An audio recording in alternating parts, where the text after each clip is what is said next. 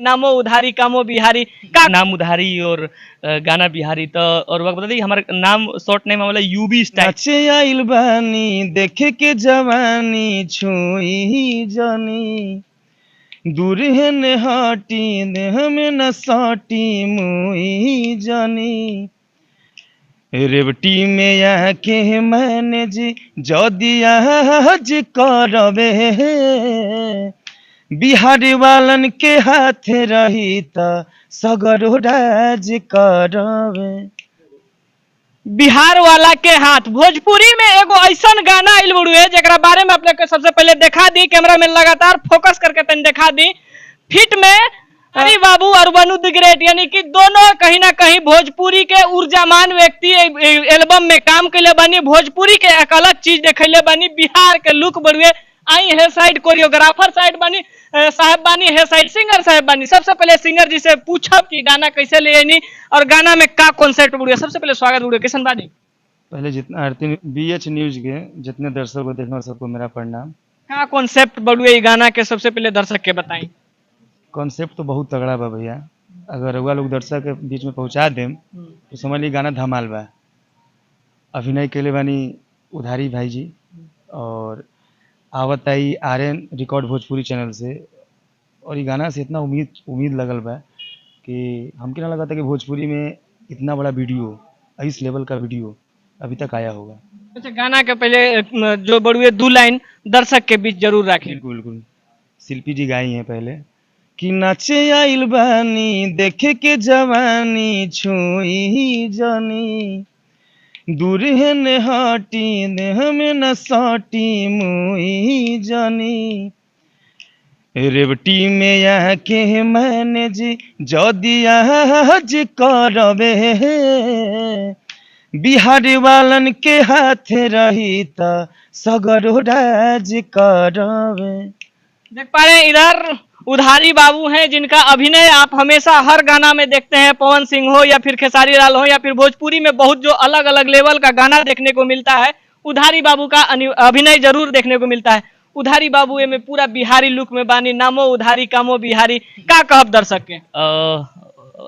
सबसे पहले जे भी चैनल से देखा था वहाँ के हम प्रणाम करते नहीं, गोड़ लागत नहीं और ये कहम कि रोज जो कहते हैं कि बिहार नाम उधारी और गाना बिहारी। तो और वक्त बता दी हमारा नाम शॉर्ट नेम वाला यूबी स्टाइल कोरियोग्राफी के। तो यूबी स्टाइल मतलब उधारी बाबू ना होला, यूबी स्टाइल मतलब हमारा है कि यूपी बिहार स्टाइल।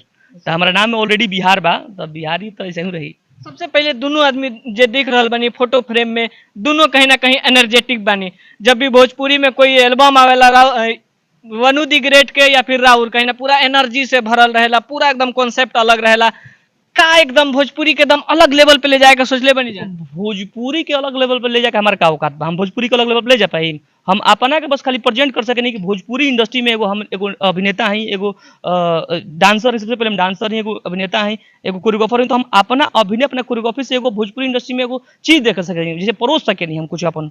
हम भोजपुरी इंडस्ट्री के चेंज कैसे कर सकते हैं, हमारा का औकात भोजपुरी इंडस्ट्री चेंज करके। अभी तक किनका किनका साथ रहुआ काम कर दिले बनी, कौन कौन राउर गाना बड़ुए हिट मार्केट में? लिस्ट तो नहीं बने भैया, लेकिन जैसे पवन भैया बानी वहाँ के अथी बा हमार गाना बना जो रात भर मिला बबुआन से, जमाना कहेला पवन सिंह, यार 75, राजधानी घाघरा, भोजी गरम बड़ी, खिलाड़ी की तमाम मतलब वहाँ के दर्जनों का नाम कैले बनी। और उसके बाद मोहन राठौर जी बनी, तमाम मतलब भोजपुरी रितेश पांडे, बहुत लोग बा जी करे नाम तो हमारे बहुत लोग के यादों नहीं किया, जो बहुत लोग काम कर बनी। का सोच के लिए नहीं कि ना एकदम अलग अंदाज में आने के सोच के मने भैया हमारे ये बा हम तो जन्मे हमारे अभिनय से हो रहे हैं।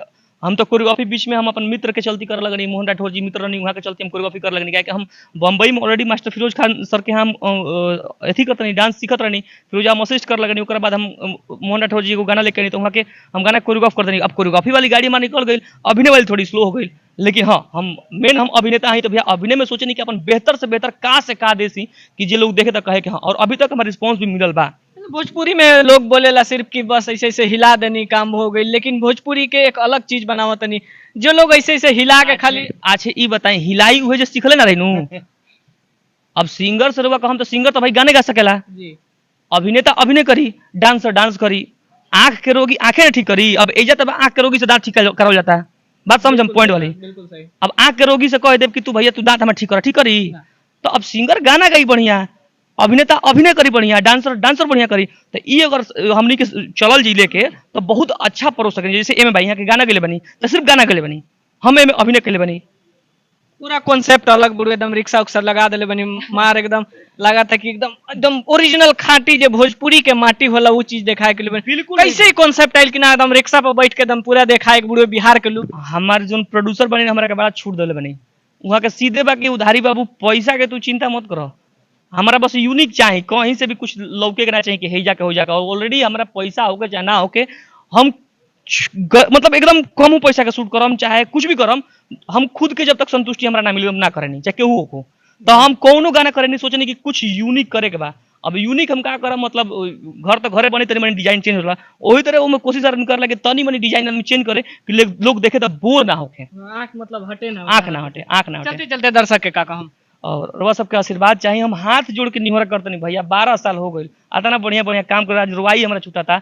12 साल हो गए भैया, इतना साल से देखी जवानी ना आयल, लड़काई से एकदम डायरेक्ट बुढ़ापा में आ गई, जवानी ना आयल, बस जान ली दाढ़ी पाक गई उम्र में। तो कहे का मतलब ये बा कि खूब प्रयास करते नहीं भैया, बढ़िया बढ़िया काम करे के भोजपुरी इंडस्ट्री में। बस इतने चाहम कि रुआ सब करा के प्यार दे, हमनियों के प्यार दी, और अच्छा लगे तब प्यार दी भैया, प्लीज। बहुत बहुत धन्यवाद। हम चाहब एक बार बिहार वाला के हाथ जाके जरूर देखी, कहे से कि भोजपुरी में जे भी बड़ुए अलग लेवल के चीज बनल बड़ुए, जे एनर्जी बड़ुए एमे पूरा भर भर के बड़ुए। और भैया उधारी बाबू और वनु दी ग्रेट के कमाल के डांस बड़ुए, एक बार जरूर जाके देखी, रिक्शा के मजा ली। बाकी अब इन लोग के बारे में का सोचतनी, इनकर गाना के बारे में का सोचतनी, सुन के आके कमेंट में जरूर जवाब दे। हमारा चैनल भैया RN रिकॉर्ड भोजपुरी पे जाके गाना देखी, सर्च करी उधारी बाबू, वनु द ग्रेट, शिल्पीराज, गौरव सिंह राजपूत के गाना बिहार वाला के हाथ। बहुत बहुत धन्यवाद। बाकी आप लोग का सोचतनी अगर बारे में जरूर कमेंट में लिखी। फिर मिलब कोई और खबर के साथ, तब तक खाती जय हिंद।